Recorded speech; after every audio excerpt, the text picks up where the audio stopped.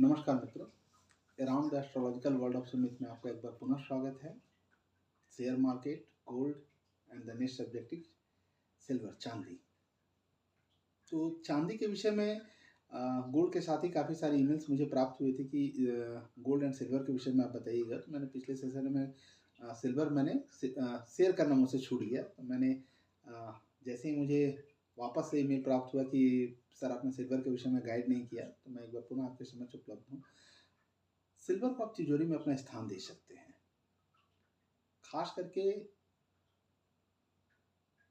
बहुत से लोग चांदी के बर्तन में खाने से हिचकिचाते हैं या उन्हें लगता है कि कुछ एसिडिक वगैरह कुछ चीज़ें हैं प्योर चांदी नहीं होने की वजह से।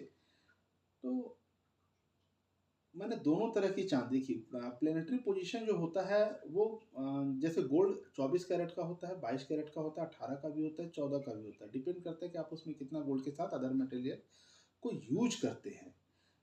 सेम प्रोसेस सिल्वर में भी होता है कि आपका 100% प्योर है या जैसा है। तो मैंने 24 कैरेट 100% प्योर को भी मैंने एस्ट्रोलॉजिकल जांचने का प्रयास किया, और मैंने जो आप चांदी के बर्तन यूज करते हैं या कोई भी ऐसा चीज जिसमें चांदी से क्रिएशन का काम होता हो, उस कलाकारी जिसे कहते हैं, या कुछ ऐसा बर्तन हो या कुछ एंटिक्स के पीसे होते हैं जिसमें नक्काशी का काम होता है, इन दोनों ही चीज़ों को मैंने देखा कि बेहतर कर रहे हैं। मतलब इसमें नुकसान होता हुआ मुझे बिल्कुल नहीं दिख रहा।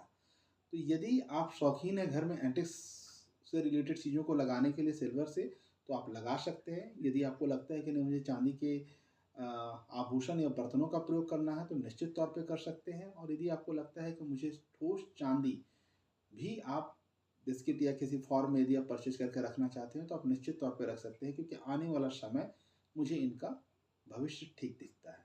क्योंकि जिस तरह से सोना अभी बहुत ज़्यादा पहुँच के बाहर कई लोगों के लिए होता जा रहा है, वैसी स्थिति में कुछ तो आप परचेज करेंगे, तो वहाँ पर चांदी मुझे सबसे बेस्ट ऑप्शन के रूप में दिख रहा है, जिसका आपको रीसेल वैल्यू भी आने वाले समय में अच्छा मिल सकता है। जो मेरे व्यापारी जो भी साथी या भाई हैं, वो सिल्वर में इन्वेस्ट कर सकते हैं, बट अगेन द सेम चीज़ कि फ्लक्चुएशन होगा, पर नुकसान मुझे होता बिल्कुल भी नहीं दिख रहा। तो यदि आप अपने तिजोरी में चांदी का स्थान देना चाहते हैं, तो निश्चित तौर पे दीजिए।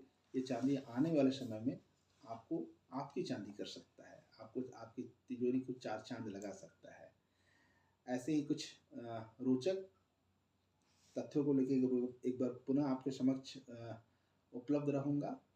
पर मेरी कोशिश रहेगी कि वो प्रश्न यदि आपके द्वारा मुझे ईमेल पर प्राप्त हों, तो मुझे खुशी भी होगी, और मुझे